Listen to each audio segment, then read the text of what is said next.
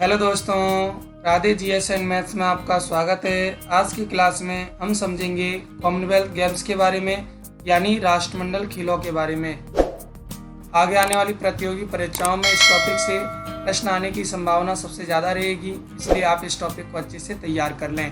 हमारा यह टॉपिक 5 बिंदुओं के अंतर्गत रहेगा। पहला बिंदु रहेगा सामान्य परिचय, दूसरा प्रथम राष्ट्रमंडल खेल, तीसरा है राष्ट्रमंडल खेलों में बदलाव, चौथा है राष्ट्रमंडल खेलों में भारत, पांचवा है 22वें राष्ट्रमंडल खेल 2020 जो अभी कुछ दिनों पहले ही संपन्न हुए हैं। चलिए तो आगे बढ़ते हैं। सबसे पहले है सामान्य परिचय। ब्रिटिश साम्राज्य के अधीन रहे देशों के बीच सौहार्द यानी मित्रता और भाईचारा स्थापित करने के लिए राष्ट्रमंडल खेलों अर्थात कॉमनवेल्थ गेम्स का आरंभ हुआ। यह विश्व का ओलंपिक के बाद दूसरा बड़ा खेल महोत्सव है जो प्रत्येक 4 वर्ष में आयोजित होता है। इस प्रकार ओलंपिक गेम्स प्रत्येक 4 वर्ष में आयोजित होते हैं, उसी प्रकार कॉमनवेल्थ गेम्स भी प्रत्येक 4 वर्ष में आयोजित होते हैं। आगे देखिए, एशली कूपर ने सर्वप्रथम राष्ट्रमंडल खेलों का विचार दिया था। आप इस नाम को अच्छे से याद रखें। एशली कूपर ने सबसे पहले राष्ट्रमंडल खेलों का विचार दिया था। इन खेलों की अंतर्राष्ट्रीय नियामक संस्था है जिसका नाम है राष्ट्रमंडल खेल संघ या राष्ट्रमंडल खेल परिसंघ। इसे कॉमनवेल्थ गेम्स फेडरेशन के नाम से जाना जाता है। राष्ट्रमंडल खेल संघ की जो मोहर है वह यह है, इसे सन 2001 में अपनाया गया था।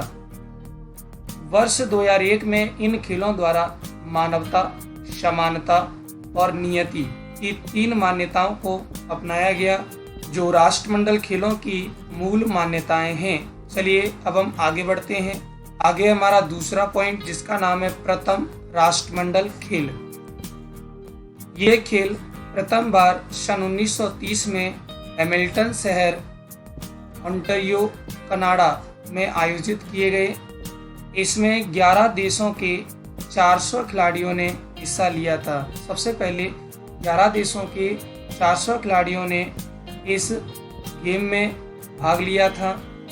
1934 के राष्ट्रमंडल खेलों में महिलाओं ने पहली बार हिस्सा लिया।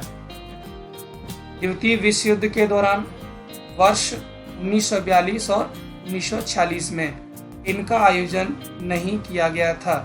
चलिए अब हम आगे बढ़ते हैं। आगे है राष्ट्रमंडल खेलों में बदलाव।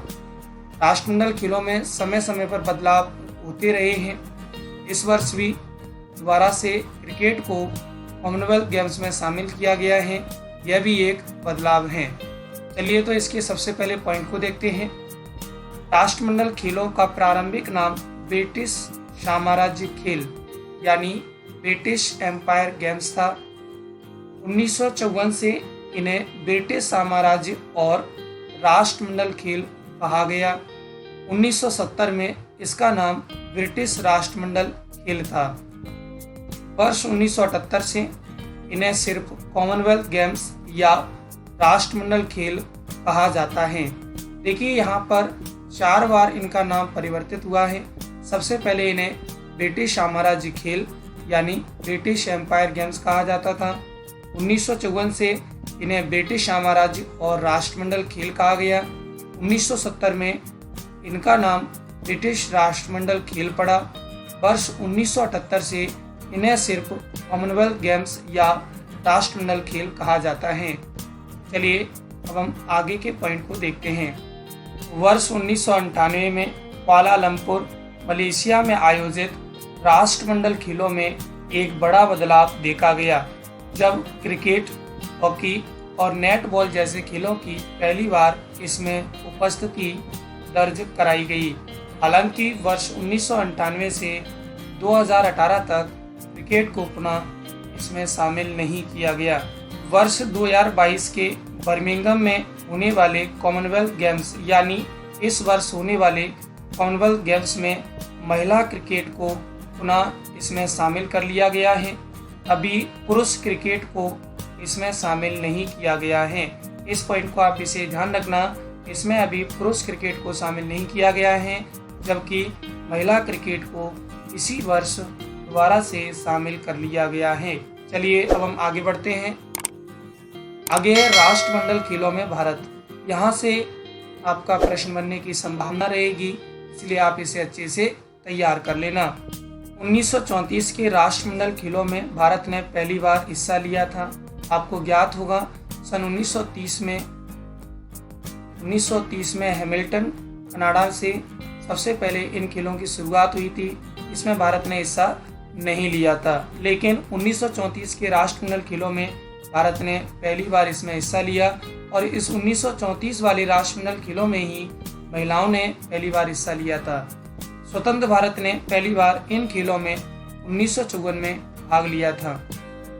अब यहाँ पर एक नोट पॉइंट और देखिए, 1930, 1950, 1962 और 1986 में भारत ने इन खेलों में हिस्सा नहीं लिया है।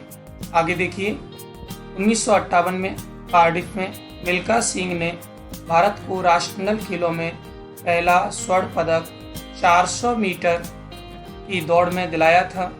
याद रखना इस पॉइंट को अच्छे से, आपसे पूछा जा सकता है कि राष्ट्रमंडल खेलों यानी कॉमनवेल्थ गेम्स में सबसे पहला स्वर्ण पदक किस भारतीय ने दिलाया। उनका नाम है मिल्खा सिंह।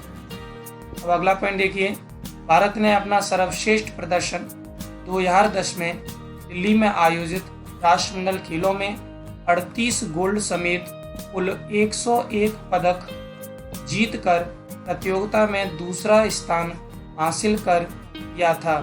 सबसे अच्छा जो प्रदर्शन है भारत का अब तक भारत में ही एक बार आयोजित राष्ट्रमंडल खेलों में हुआ था, जब उसने टोटल 38 गोल्ड समेत 101 पदक जीते थे। यही भारत का सर्वश्रेष्ठ प्रदर्शन था। अगला पॉइंट देखिए, सन 1934 से 2022 तक राष्ट्रमंडल खेलों में भारत के कुल पदकों की संख्या 565 पहुंच गई है। 2022 से पहले यह संख्या 504 थी और इस वर्ष हमने 61 पदक जीते हैं। तो इस प्रकार यह संख्या अब 565 हो गई है। चलिए अब हम आगे बढ़ते हैं। आगे हैं 22वें राष्ट्रमंडल खेल, जो कि इसी वर्ष आयोजित हुए हैं। आयोजन इनका बर्मिंघम यूनाइटेड किंगडम में हुआ। 27 जुलाई 2022 से 8 अगस्त 2022 तक इनका आयोजन हुआ।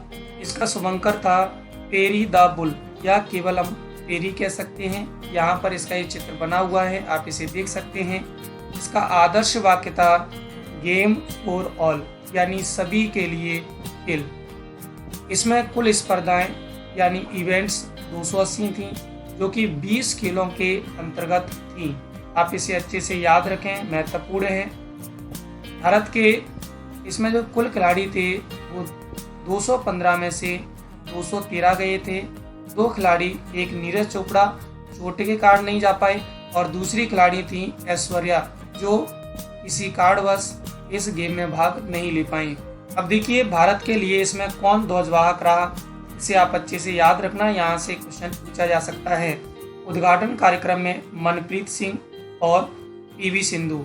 आपको मालूम होगा पीवी सिंधु बैडमिंटन के खिलाड़ी हैं, जबकि मनप्रीत सिंह हॉकी टीम के कैप्टन हैं। अब समापन कार्यक्रम के ध्वजवाहकों को देखिए। इनका नाम है निकहत जरीन, जो कि एक इंडियन बॉक्सर हैं, और दूसरे थे शरत कमल, ये टेनिस के खिलाड़ी हैं। चलिए अब हम आगे बढ़ते हैं। आगे है मेडल टैली, इसे आप अच्छे से तैयार रखें, क्योंकि यहाँ से सीधा प्रश्न पूछा जा सकता है कि पहली रैंक पर कौन रहा और भारत की रैंक कहाँ पर रही। तो देखिए सबसे पहली रैंक पर ऑस्ट्रेलिया रहा। इसने कुल 67 गोल्ड समेत 178 पदक जीते। दूसरे नंबर पर इंग्लैंड रहा। इसने 56 गोल्ड समेत 173 पदक जीते। आपके लिए 5 तक रैंक अति महत्वपूर्ण रहेगी। तीसरे नंबर पर कनाडा रहा। इसने कुल 26 गोल्ड समेत 92 पदक जीते। चौथे नंबर पर हमारा भारत रहा। भारत ने कुल 22 गोल्ड, 16 सिल्वर और 23 ब्रॉन्ज जीते। इस प्रकार टोटल पदकों की संख्या 61 रही। आगे भारत के लिए इसने कितने मेडल जीते। पुरुषों ने कुल 13 गोल्ड, 9 सिल्वर और 13 ब्रॉन्ज जीते। इस प्रकार पुरुषों ने कुल 35 मेडल जीते। महिलाओं ने कुल 8 गोल्ड, 6 सिल्वर और 9 ब्रॉन्ज जीते। इस प्रकार महिलाओं ने कुल 23 पदक जीते। मिक्स्ड में यानी साथ में कितने गोल्ड, कितने सिल्वर और कितने ब्रॉन्ज मिले? इसका आंसर रहेगा 1 गोल्ड, 1 सिल्वर और 1 ब्रॉन्ज। इस प्रकार मिक्स्ड गेम्स में भारत ने कुल 3 पदक जीते। आप यहाँ पर देख भी सकते हो, गोल्ड टोटल यहाँ पर 22 हो गए और यहाँ पर सिल्वर 16 हैं और ब्रॉन्ज 23 हैं। टोटल मेडल कितने हो जाएंगे? 61। आप यहाँ पर ये भी देख सकते हो कि भारत को सबसे ज़्यादा पदक किस खेल में मिले। कुश्ती में भारत को सबसे ज़्यादा पदक मिले। आपसे पूछा जा सकता है, भारत ने कुश्ती में कुल 12 पदक हासिल किए, जिनमें से 6 गोल्ड पदक थे, यानी 6 गोल्ड मेडल थे। इसके बाद भारत ने वेट लिफ्टिंग में 10 पदक प्राप्त किए, जिनमें से गोल्ड 3 थे। आप इन्हें एक बार देख सकते हैं, इसमें हमें क्या मेडल मिला है। चलिए अब हम आगे बढ़ते हैं। आगे बढ़ने से पहले मैं सही पदक वीरों को बधाइयाँ देता हूँ। कॉन्ग्रेचुलेशंस ऑल मेडलिस्ट्स, यानी पदक जीतने वाले सभी खिलाड़ियों को शुभकामनाएं और बधाइयाँ। We are proud of you. हमें आप पर हमेशा गर्व रहेगा। चलिए अब हम आगे बढ़ते हैं। आगे हम देखने वाले हैं भारत ने जो गोल्ड मेडल प्राप्त किए उनको। आप गोल्ड मेडल्स को जरूर याद कर लें कि किस खिलाड़ी ने किस इवेंट में गोल्ड मेडल प्राप्त किया है। यहीं से प्रश्न आने की संभावना रहेगी। चलिए तो सबसे पहले गोल्ड मेडल को देखते हैं कि पहला गोल्ड मेडल हमें किसने दिलाया। उनका नाम है मीराबाई चानू। इनका खेल था वेट लिफ्टिंग। वेट लिफ्टिंग में मीराबाई चानू ने हमें गोल्ड मेडल दिलाया और इस कैटेगरी को आप याद रखना, 49 केजी वेट कैटेगरी में उन्होंने कुल 201 किलोग्राम वजन उठाया था। इनकी खास बात देखिए, 2014 में कॉमनवेल्थ गेम्स के 48 केजी वेट कैटेगरी में मीराबाई ने सिल्वर मेडल हासिल किया था। इसके बाद 24 जुलाई 2021 को ओलंपिक में सिल्वर मेडल जीता था। दरअसल 2016 के रियो ओलंपिक में हारने के बाद परिवार ने मीराबाई पर शादी का दबाव बनाया था। उस वक्त मीरा ने कहा था, जब तक ओलंपिक मेडल नहीं जीतूंगी शादी नहीं करूंगी। वह अपने वादे पर कायम रहीं और कभी पीछे मुड़कर नहीं देखा। आप भी इनसे प्रेरणा ले सकते हैं और अपनी ज़िंदगी में कुछ अच्छा कर सकते हैं। चलिए नंबर 2 को देखते हैं। इनका नाम है जेरेमी लाल रिनुंगा। इनका जो खेल था वह भी वेट लिफ्टिंग था। वेट लिफ्टिंग में भारत ने दूसरा स्वर्ण पदक जेरेमी लाल रिनुंगा के माध्यम से जीता।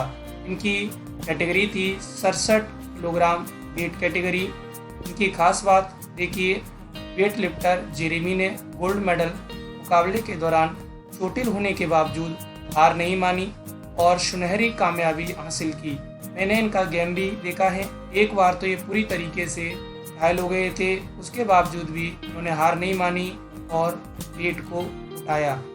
चलिए अब हम आगे बढ़ते हैं। आगे हैं अचिंता सियोली। इन्होंने भी भारत को वेट लिफ्टिंग में गोल्ड मेडल दिलाया।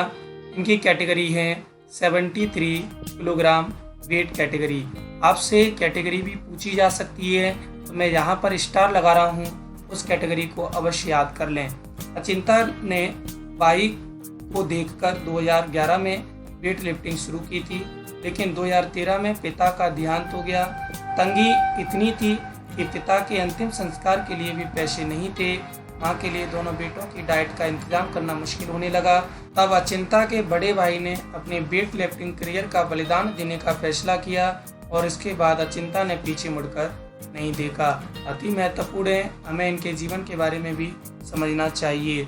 चलिए अगले गोल्ड मेडलिस्ट को देखते हैं, जिसका नाम है दीपक पूनिया। इन्होंने रेसलिंग में भारत को गोल्ड मेडल दिलाया। इनकी कैटेगरी है 86 किलोग्राम फ्रीस्टाइल में पाकिस्तान के मोहम्मद इनाम को 3-0 से हराकर भारत को गोल्ड मेडल प्राप्त कराया। आप इसे पढ़ के देख सकते हो और इनके जीवन से कुछ सीख ले सकते हो। चलिए अब हम आगे बढ़ते हैं। आगे हैं बजरंग पूनिया। इस नाम को तो मुझे लगता है प्रत्येक भारतवासी जानता ही होगा, क्योंकि इन्होंने ओलंपिक में भी हमें पदक जिताया था। बजरंग पूनिया ने रेसलिंग में भारत को एक गोल्ड मेडल दिलाया। इन्होंने 65 किलोग्राम फ्रीस्टाइल के फाइनल में कनाडा के लचलान मैकनील को 9-2 से मात दी थी। बजरंग का जन्म हरियाणा के झज्जर जिले में उदन गांव में हुआ था। इनके पिता भी पहलवान थे, लेकिन अंतर्राष्ट्रीय स्तर तक नहीं पहुंच पाए। बेटे को ओलंपिक भेजने का सपना रखने वाले पिता ने बजरंग को 7 साल की उम्र में ही अखाड़े में कुश्ती के दांव पैंच सीखने के लिए भेजना शुरू कर दिया। बाद में बजरंग सोनीपत में मौजूद स्पोर्ट्स अथॉरिटी ऑफ इंडिया के रीजनल सेंटर पर ट्रेनिंग करने लगे। उनका परिवार भी सोनीपत शिफ्ट हो गया। बजरंग टोक्यो ओलंपिक में ब्रॉन्ज मेडल जीत चुके हैं। अभी मैंने आपको इनके बारे में बता दिया है। उन्होंने टोक्यो ओलंपिक में भी पदक जीता है। वहीं बर्मिंघम कॉमनवेल्थ गेम्स में उनका लगातार यह तीसरा मेडल था। इससे पहले 2018 और 2014 में भी वे मेडल अपने नाम कर चुके हैं। इसके बाद है रवि दहिया। इन्होंने भी रेसलिंग में एक मेडल भारत को दिलाया, जो कि गोल्ड है। इनके बारे में लिखा है, रवि दहिया ने पहली बार कॉमनवेल्थ गेम्स में गोल्ड मेडल जीता है। रवि टोक्यो ओलंपिक में ब्रॉन्ज मेडल जीत चुके हैं। 10 साल की उम्र में ही रवि ने दिल्ली के छत्रसाल स्टेडियम में रेसलिंग शुरू कर दी थी। पिता राकेश दहिया भूमिहीन किसान थे, जो जमीन लेकर फसलें उगाते थे। वह रवि को आगे बढ़ाने के लिए 40 किलोमीटर दूर अपने गांव से बेटे के लिए सब्जी और दूध लेकर जाते थे। पिता की उम्मीदों को रवि ने लगातार मेडल्स जीतकर पूरा किया है। आपको जितने भी गोल्ड जिताने वाले खिलाड़ी हैं उनके बारे में एक बार पढ़ लेना है, बाकी आप ना पढ़ें तब भी काम चल जाएगा, लेकिन इनके बारे में ज़रूर पढ़ लेना है, क्योंकि आपसे पूछा जा सकता है कि यह खिलाड़ी कहाँ का है और इसने क्या क्या हासिल किया है। अगली खिलाड़ी हमारी विनेश फोगाट। इन्होंने भी रेसलिंग में भारत को एक गोल्ड मेडल दिलाया है। विनेश फोगाट को रेसलिंग विरासत में मिली है। ताऊ महावीर फोगाट द्रोणाचार्य अवार्डी हैं। विनेश ने बहन गीता और बबीता से प्रेरणा लेते हुए कुश्ती के दांव पैंच सीखे हैं। विनेश का कॉमनवेल्थ गेम्स में यह लगातार तीसरा गोल्ड है। अति महत्वपूर्ण कि विनेश फोगाट ने लगातार तीसरा गोल्ड मेडल कॉमनवेल्थ गेम्स में हासिल किया है। इससे पहले ये 2018 और 2014 में भी कॉमनवेल्थ गेम्स में देश के लिए सोना जीत चुकी हैं। विनेश कॉमनवेल्थ गेम्स व एशियन गेम्स दोनों में मेडल जीतने वाली भारत की पहली महिला पहलवान हैं। अति महत्वपूर्ण है, विनेश कॉमनवेल्थ गेम्स और एशियन गेम्स में दोनों में मेडल जीतने वाली भारत की पहली महिला पहलवान हैं। इसके बाद है साक्षी। इनका संबंध भी रेसलिंग से है। इन्होंने भी भारत को गोल्ड मेडल दिलाया। इनके बारे में देखिए, रियो ओलंपिक की ब्रॉन्ज मेडलिस्ट। रियो ओलंपिक में भारत को इन्होंने ब्रॉन्ज मेडल दिलाया था। साक्षी मलिक वर्ल्ड चैंपियनशिप और टोक्यो ओलंपिक से पहले क्वालिफिकेशन के हुए ट्रायल में युवा पहलवान सोनम मलिक से हार गई थी। सोनम से लगातार हार के बाद उनको लेकर कहा जाने लगा कि वह वापसी नहीं कर पाएंगी, लेकिन साक्षी ने कोच और परिवार की ओर से मोटिवेट किए जाने के बाद कॉमनवेल्थ गेम्स से पहले हुए ट्रायल में युवा पहलवानों को मात देकर न केवल वापसी की बल्कि गोल्ड मेडल जीतकर खुद को साबित भी कर दिया। इसलिए हमें कभी भी हार नहीं माननी चाहिए। बिना कुछ किए जय जयकार नहीं होती और कोशिश करने वालों की कभी हार नहीं होती। चलिए तो आगे बढ़ते हैं। आगे हैं नवीन मलिक। ये भी रेसलिंग से संबंधित हैं। इन्होंने भी भारत को एक गोल्ड दिलाया। नवीन मलिक के बड़े भाई नवीन भी पहलवान हैं। अपने भाई की पहलवानी को देखकर नवीन पर पहलवानी का जुनून सवार हुआ। आप इसे आगे पढ़ सकते हैं। इसके बाद आगे हैं अमित पंघाल, ये बॉक्सिंग से संबंधित हैं। इन्होंने बॉक्सिंग में भारत को गोल्ड मेडल दिलाया। अमित पंघाल ने 51 केजी वेट कैटेगरी का फाइनल 5-0 से जीतकर गोल्ड मेडल भारत को दिलाया। चलिए आगे बढ़ते हैं। आगे हैं निखात जरीन, बॉक्सिंग की ये खिलाड़ी हैं। इन्होंने भी भारत को एक गोल्ड मेडल दिलाया है। इसके बाद नीतू घंगास, इन्होंने भी बॉक्सिंग में भारत को एक गोल्ड मेडल दिलाया है। इनकी आप कैटेगरी भी ध्यान रखना। निखात जरीन ने 50 किलोग्राम कैटेगरी में और नीतू घंगास ने 48 किलोग्राम कैटेगरी में भारत को गोल्ड पदक यानी गोल्ड मेडल दिलाए हैं। चलिए अब हम आगे बढ़ते हैं। आगे हैं श्रीजा और शरत। श्रीजा अकुल और अचंत शरत कमल ने टेबल टेनिस के मिक्स्ड डबल्स में भारत को गोल्ड मेडल दिलाया है। आगे कमल फिर नहीं रुके, कमल ने मेंस सिंगल्स में भी भारत को गोल्ड दिलाया है। इन्होंने फाइनल में इंग्लैंड के लियाम पिचफोर्ड को 4-1 से हराया था। चलिए अब हम आगे बढ़ते हैं। आगे है भारतीय मेंस टेबल टेनिस टीम। इस टीम ने भी भारत को एक गोल्ड मेडल दिलाया है। भारत की टेबल टेनिस टीम ने सिंगापुर को फाइनल में 3-1 से हराकर गोल्ड मेडल जीत लिया है। आप इसे याद रखना कि भारत की टेबल टेनिस टीम ने सिंगापुर को हराया है। इसके बाद अगली खिलाड़ी हैं Bhavina Patel. Para table tennis में इन्होंने भारत को गोल्ड मेडल दिलाया है। भाविना हसमुख बाई पटेल ने पैरा टेबल टेनिस में महिला वर्ग में 3-5 इवेंट में गोल्ड मेडल जीता। उनका यह पहला कॉमनवेल्थ मेडल है। महज 1 साल की उम्र में भाविना को पोलियो हो गया था। परिवार की आर्थिक स्थिति अच्छी नहीं थी कि उनका इलाज कराया जा सके। मध्यम वर्गीय परिवार से आने वाली भाविना को फिर अपनी पूरी जिंदगी के लिए व्हील चेयर को अपनाना पड़ा। उन्होंने शौक के तौर पर टेबल टेनिस खेलना शुरू किया। बाद में उनका यह पैशन बन गया।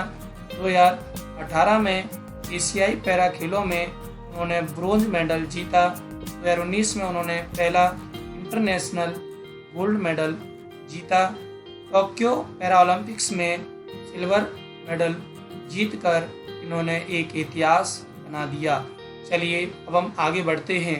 आगे हैं बैडमिंटन खिलाड़ी पीवी सिंधु। इन्होंने भी भारत को गोल्ड मेडल दिलाया है।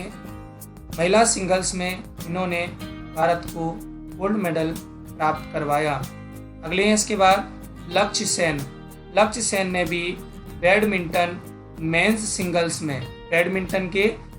सिंगल्स में गोल्ड हासिल किया। चलिए आगे बढ़ते हैं। आगे हैं सात्विक साईराज और चिराग शेट्टी। सात्विक साईराज और चिराग शेट्टी ने बैडमिंटन में भारत को गोल्ड मेडल जिताया। आप इन्हें अच्छे से याद रखें, आपके आने वाले एग्जाम्स में पूछे जाएंगे, क्योंकि सभी गोल्ड मेडल प्राप्त करने वाले खिलाड़ियों से क्वेश्चन बन सकता है। इनके बाद हैं लॉन बॉल्स की वीमेंस टीम, यानी लॉन बॉल्स की महिला टीम। हमारी इस टीम ने फाइनल में साउथ अफ्रीका को 17-10 से हराकर गोल्ड मेडल हासिल किया। लॉन बॉल्स फेडरेशन को भारत सरकार से मान्यता नहीं मिली है। बर्मिंघम में कॉमनवेल्थ खेलने गई खिलाड़ी लवली चौबे और रूपा रानी तिर्की को कॉमनवेल्थ गेम्स खेलने के लिए छुट्टी नहीं मिली। लवली चौबे झारखंड पुलिस से कांस्टेबल हैं, उन्हें छुट्टी नहीं मिल रही थी। बाद में मुख्यमंत्री हेमंत सोरेन के हस्ताक्षर के बाद उन्हें छुट्टी मिली। वहीं रूपा रानी तिर्की रामगढ़ में जिला खेल पदाधिकारी हैं। रूपा ने कहा कि कॉमनवेल्थ के लिए उन्हें छुट्टी नहीं मिली। उन्हें आशंका है कि कहीं उनकी सैलरी ना कट जाए। इतनी कठिनाइयों के बाद भी ये टीम बर्मिंघम पहुंची और भारत को गोल्ड मेडल दिलाया। चलिए आगे बढ़ते हैं। आगे हैं एल्डोस पॉल। ट्रिपल जंप में इन्होंने भारत को गोल्ड मेडल दिलाया है। अति महत्वपूर्ण रहेगा, इस बात को समझ लेना। ये पहले एथलीट हैं इन्होंने कॉमनवेल्थ गेमों में गोल्ड मेडल हासिल किया है। एल्डोज कॉमनवेल्थ गेमों में ट्रिपल जंप में भारत के लिए गोल्ड मेडल जीतने वाले पहले एथलीट हैं।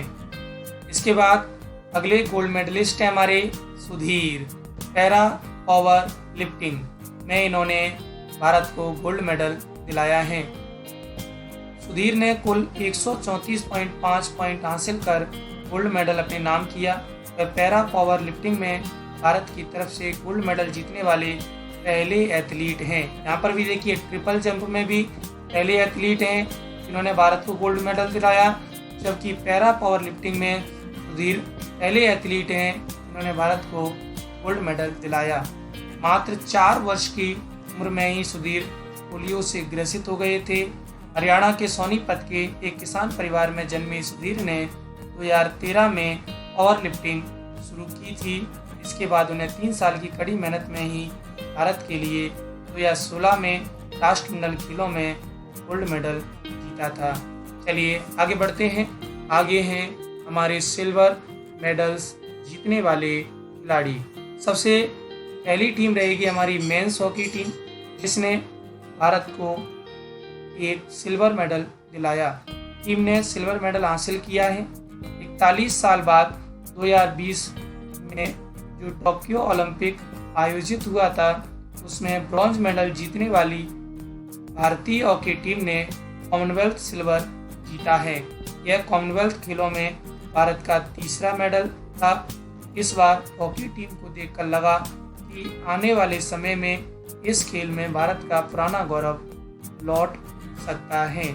इसके बाद है हमारी वीमेंस क्रिकेट टीम। इस बार कॉमनवेल्थ गेम्स में क्रिकेट की वापसी हुई है, तो आप इसे अच्छे से याद रखना। और पहली बार में ही हमारी भारतीय टीम फाइनल तक पहुंची, लेकिन फाइनल में ऑस्ट्रेलिया से हार गई। लगातार संघर्ष किया टीम ने, फिर भी कहते हैं जीत तो किसी एक की ही होती है, इसीलिए ऑस्ट्रेलिया विजयी रही। ऑस्ट्रेलिया के खिलाफ पहला मुकाबला हारने के बाद टीम ने जोरदार वापसी की। इस दौरान बारबुडास और इंग्लैंड को हराया। हालांकि फाइनल में ऑस्ट्रेलियाई चुनौती से टीम पार नहीं पा सकी। कॉमनवेल्थ गेम्स में पहली बार क्रिकेट को शामिल किया गया और सिल्वर जीत कर टीम ने इतिहास रच लिया। एक समय तो ऐसा लग रहा था कि हम फाइनल में ऑस्ट्रेलिया को हरा देंगे, लेकिन अचानक से कुछ जल्दी विकेट गिर गए और भारत इसमें हार गया। चलिए आगे बढ़ते हैं। आगे है men's lawn balls team. Bharat की जो मेंस लॉन बॉल्स टीम है उसने भी भारत को सिल्वर मेडल दिलाया। कॉमनवेल्थ गेम्स के इतिहास में पहली बार लॉन बॉल्स में भारत के पुरुष खिलाड़ियों ने कोई मेडल जीता है। अगला है शरद सातियान। अब यहाँ से आप केवल नाम याद रख सकते हो और इनका संबंध किस खेल से है वह याद रख सकते हो, और इसे आप पढ़ना चाहो तो खुद पढ़ सकते हो, मैं इसे आप पढ़कर नहीं बताऊंगा। शरद और सातियान ने मेंस डबल्स में टेबल टेनिस के माध्यम में या टेबल टेनिस में एक भारत को सिल्वर मेडल दिलाया है। सिल्वर मेडल भारत को दिलाया है। चलिए आगे बढ़ते हैं। आगे हैं अंशु मलिक। इन्होंने रेसलिंग में भारत को सिल्वर मेडल दिलाया है। इसके बाद हैं सागर। इन्होंने बॉक्सिंग में भारत को सिल्वर मेडल दिलाया है।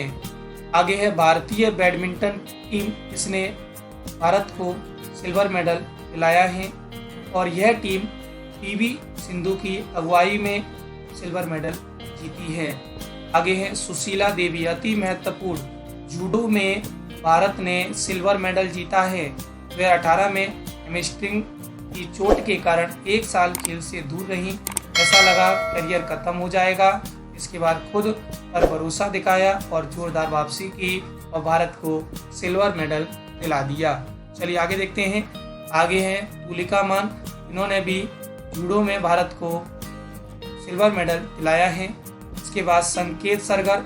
इन्होंने वेट लिफ्टिंग में भारत को सिल्वर मेडल जिताया है। आप इन्हें देख सकते हो, गेम खेलते ही इनके हाथ में चोट भी आ गई है, तो आप समझ सकते हो कि इन्होंने अपनी ओर से पूरी कोशिश की। और यहाँ पर लिखा भी है इनके बारे में 139 किलोग्राम वेट उठाते हुए बुरी तरह चोटिल हो गए थे, फिर भी देश के लिए कॉमनवेल्थ सिल्वर हासिल किया। अब उनकी सर्जरी में 30 लाख रुपए खर्च होंगे, क्योंकि हाथ में कहीं गहरी चोटें हैं, इसके कारण सर्जरी होगी, इसमें इनके 30 लाख रुपए खर्च होंगे। चलिए आगे बढ़ते हैं। आगे हैं विकास ठाकुर, इन्होंने वेट लिफ्टिंग में भारत को सिल्वर मेडल दिलाया है। अगली खिलाड़ी हैं बिंदिया रानी देवी, इन्होंने वेट लिफ्टिंग में भारत को सिल्वर मेडल दिलाया है। आगे अब्दुल्ला अबूबकर, इन्होंने भारत को ट्रिपल जंप में एक सिल्वर मेडल दिलाया है, जो एथलेटिक्स के अंतर्गत आता है, इसलिए आप इसे याद रख सकते हो। अब्दुल्ला अबूबकर पहली बार ट्रिपल जंप में 2 भारतीय खिलाड़ियों ने गोल्ड और सिल्वर मेडल अपने नाम किया। अब्दुल्ला इनमें से एक हैं। बर्मिंघम से पहले भारत ने कॉमनवेल्थ गेम्स में केवल 4 पदक जीते थे। अगली खिलाड़ी हैं प्रियंका गोस्वामी, इन्होंने भारत को सिल्वर मेडल वॉक रेस में दिलाया। चलिए आगे बढ़ते हैं।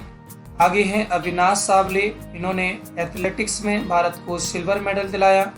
अगले हैं मुरली श्री शंकर, मुरली श्री शंकर ने सिल्वर मेडल जीता लॉन्ग जंप में। लॉन्ग जंप यानी एथलेटिक्स में इन्होंने भारत को सिल्वर मेडल दिलाया है। चलिए आगे बढ़ते हैं। आगे हैं ब्रॉन्ज मेडल जीतने वाले खिलाड़ी या टीमें। सबसे पहली टीम है वीमेंस हॉकी टीम, यानी भारतीय महिला hockey team. Women's hockey team ने 16 साल बाद कॉमनवेल्थ गेम्स में कोई मेडल जीता है। 2020 टोक्यो ओलंपिक में नज़दीकी मुकाबले में ब्रॉन्ज गंवाने के बाद कॉमनवेल्थ 2022 में मेडल अपने नाम किया। 2002 में ब्रॉन्ज और 2006 में सिल्वर मेडल जीतने के बाद कॉमनवेल्थ गेम्स में वीमेंस हॉकी टीम का प्रदर्शन निराशाजनक रहा था। ऐसे में इस बार मिली जीत कई मायने में खास है, आप इसे नोट कर सकते हैं, कई मायने में खास है। वीमेंस हॉकी टीम के बारे में आपसे पूछ सकता है कि वीमेंस हॉकी टीम को कौन सा मेडल मिला है? ब्रॉन्ज मेडल मिला है, यानी कांस्य पदक। इसके बाद अगले खिलाड़ी हैं विजय कुमार यादव, इन्होंने जूडो में भारत को ब्रॉन्ज मेडल दिलाया है। अगले खिलाड़ी हैं सौरभ घोषाल, इन्होंने स्क्वॉश में भारत को ब्रॉन्ज मेडल दिलाया है। इसके अगले खिलाड़ी हैं दीपिका पल्लिकल और सौरभ घोषाल, दोनों ने मिक्स्ड डबल्स में स्क्वॉश में भारत को ब्रॉन्ज मेडल दिलाया है। यहाँ देखिए सौरभ घोषाल ने मेंस सिंगल्स में, जबकि इधर दीपिका पल्लिकल और सौरभ घोषाल ने मिक्स्ड डबल्स में भारत को ब्रॉन्ज मेडल दिलाया है। दोनों में ही सौरभ घोषाल का योगदान है। चलिए अब हम आगे बढ़ते हैं। आगे हैं किदाम्बी श्रीकांत, इन्होंने भारत को बैडमिंटन में ब्रॉन्ज मेडल दिलाया है। आपसे केवल इतना पूछेगा किदाम्बी श्रीकांत का संबंध किस खेल से है? बैडमिंटन से है। और इन्होंने भारत को कौन सा मेडल जिताया है? ब्रॉन्ज मेडल जिताया है। इसके आगे हैं गायत्री और तिरिशा जॉली, इन्होंने बैडमिंटन में भारत को एक ब्रॉन्ज मेडल जिताया है। तिरिशा और गायत्री ने वीमेंस मिक्स्ड डबल्स में भारत को ब्रॉन्ज मेडल दिलाया है और इन्होंने ऑस्ट्रेलियाई जोड़ी को हराया है। आप इसे भी याद रख सकते हो कि इन्होंने किसको हराया है? ऑस्ट्रेलियाई जोड़ी को। चलिए आगे बढ़ते हैं। आगे हैं सेकरन सातियान, इन्होंने भारत को टेबल टेनिस में ब्रॉन्ज मेडल दिलाया है। आप इन सभी नामों को एक साथ याद नहीं कर पाएंगे, तो आप इन्हें 1 बार 2 बार 3 बार जरूर देखें, इससे आपको इनकी छवि याद रहे। मैंने सभी फोटो और कुछ जानकारी इसलिए दी है जिससे आपको ये याद हो सके। अगली है इसके बाद सोलनबेन पटेल, इन्होंने भी भारत को पैरा टेबल टेनिस में एक ब्रॉन्ज मेडल दिलाया है। आगे बढ़ते हैं। आगे हैं संदीप कुमार, इन्होंने रेस वॉक जो कि एथलेटिक्स के अंतर्गत आता है उसमें भारत को ब्रॉन्ज मेडल दिलाया है। आगे हैं तेजस्विन शंकर, तेजस्विन शंकर ने हाई जंप में भारत को ब्रॉन्ज मेडल दिलाया है। आगे बढ़ते हैं। आगे हैं अन्नू रानी, अन्नू रानी ने जेवलिन थ्रो में भारत को ब्रॉन्ज मेडल दिलाया है। इसे हम भाला फेंक भी कहते हैं। याद होगा नीरज चोपड़ा का नाम, जो गोल्ड मेडल हमें ओलंपिक में जिताते हैं, वे भी भाला फेंक के अंतर्गत आए थे। और इसीलिए 7 अगस्त को भाला फेंक दिवस मनाया जाता है, क्योंकि 7 अगस्त 2021 को नीरज चोपड़ा ने हमें गोल्ड मेडल लाया था। आगे बढ़ते हैं। आगे मोहम्मद उसामुद्दीन बॉक्सिंग में। मोहम्मद उसामुद्दीन ने बॉक्सिंग में भारत को ब्रॉन्ज मेडल दिलाया है। आगे बढ़ते हैं। आगे हैं जैस्मिन ने बॉक्सिंग में भारत को ब्रॉन्ज मेडल दिलाया है। अगले हैं रोहित ठोकस ने बॉक्सिंग में भारत को ब्रॉन्ज मेडल दिलाया है। आगे बढ़ते हैं गुरु राजा पुजारी ने वेट लिफ्टिंग में भारत को ब्रॉन्ज मेडल दिलाया है। पिता महाबाला पुजारी ट्रक के चालक हैं। उन्होंने कभी पैसे को बेटे की मेहनत के आगे नहीं आने दिया। 2010 कॉमनवेल्थ गेम्स में सुशील कुमार को देखकर पहलवान बनने का सोचा, लेकिन कॉलेज के स्पोर्ट्स कोच के कहने पर वेट लिफ्टर बन गए। गुरु राजा ने कड़ी मेहनत के दम पर यह मुकाम हासिल किया है। याद रखना, गुरु राजा पुजारी वेट लिफ्टिंग में ब्रॉन्ज मेडल हासिल किया है। अगले हैं गुरदीप सिंह, जो कि वेट लिफ्टर हैं। इन्होंने भी भारत को एक ब्रॉन्ज मेडल दिलाया है। आगे बढ़ते हैं। आगे हैं लवप्रीत सिंह, ये भी एक वेट लिफ्टर हैं। इन्होंने भी भारत को एक ब्रॉन्ज मेडल दिलाया है। अगली हैं हरजिंदर कौर, वेट लिफ्टिंग में भारत को ब्रॉन्ज मेडल दिलाने वाली खिलाड़ी हैं हरजिंदर कौर। हरजिंदर का परिवार एक कमरे के घर में रहता है। वह खुद पशुओं के लिए चारा काटने की मशीन चलाती रही हैं। इसी वजह से उनके हाथ इतने मजबूत हो गए हैं कि उन्होंने कॉमनवेल्थ गेम्स में ब्रॉन्ज मेडल जीता। 2017 में हरजिंदर स्टेट चैंपियन भी बनी थी। फिर वहां से उन्होंने पीछे मुड़कर नहीं देखा। आगे बढ़ते हैं। आगे हैं मोहित ग्रेवाल, रेसलिंग में भारत को ब्रॉन्ज मेडल जिताया है। अगली हैं दिव्या काकरान ने रेसलिंग में भारत को ब्रॉन्ज मेडल दिलाया है। अगली हैं पूजा गहलोत ने भी रेसलिंग में भारत को ब्रॉन्ज मेडल दिलाया है। अगली हैं पूजा सियाग ने भी रेसलिंग में भारत को ब्रॉन्ज मेडल दिलाया है। आगे बढ़ते हैं। आगे हैं दीपक नेहरा, इन्होंने भी रेसलिंग में भारत को एक ब्रॉन्ज मेडल दिलाया है। आप देख रहे होंगे मैंने सभी खिलाड़ियों के नीचे एक छोटा सा कंटेंट दिया है, आप इसे खुद भी पढ़ सकते हैं। यदि कोई डाउट है तो आप मुझे कमेंट में पूछ सकते हैं। यदि मैं आपको प्रत्येक का यह कंटेंट पढ़कर सुनाता तो आपके लिए यह वीडियो बहुत बड़ी हो जाती। तो आप थोड़ा सा काम करें, इसे ज़रूर पढ़कर देख लें। यदि आप इस वीडियो की PDF प्राप्त करना चाहते हैं तो मुझे कमेंट में अवश्य बता दें, फिर मैं आपको बता दूंगा इसकी PDF आपको कहां से मिलेगी। चलिए अब हम आगे बढ़ते हैं। आगे है एक नज़र में महत्वपूर्ण कॉमनवेल्थ गेम्स। आप इसे जरूर याद कर लेना। 21वें कॉमनवेल्थ गेम्स जो कि 2018 में हुए थे, गोल्ड कोस्ट ऑस्ट्रेलिया में हुए। आपसे पूछे जा सकते हैं 21वें कहाँ पे हुए थे? गोल्ड कोस्ट ऑस्ट्रेलिया में। 22वें कॉमनवेल्थ गेम जो कि इसी वर्ष बर्मिंघम इंग्लैंड में हुए हैं, यूनाइटेड किंगडम में हुए हैं, अति महत्वपूर्ण। 23वें कॉमनवेल्थ गेम्स कहाँ होने वाले हैं? 2026 में विक्टोरिया ऑस्ट्रेलिया में होने वाले हैं। आप इसे भी याद रखना, आगे की परीक्षाओं में आने वाला प्रश्न है। मुझे उम्मीद है आपको सभी पदकवीरों के बारे में जानकर अच्छा लगा होगा। आप इस वीडियो को अपने दोस्तों को शेयर करें और अच्छी लगे तो इसे लाइक भी करें। आज के लिए इतना ही, मिलते हैं किसी अन्य वीडियो में। तब तक के लिए take care and good bye.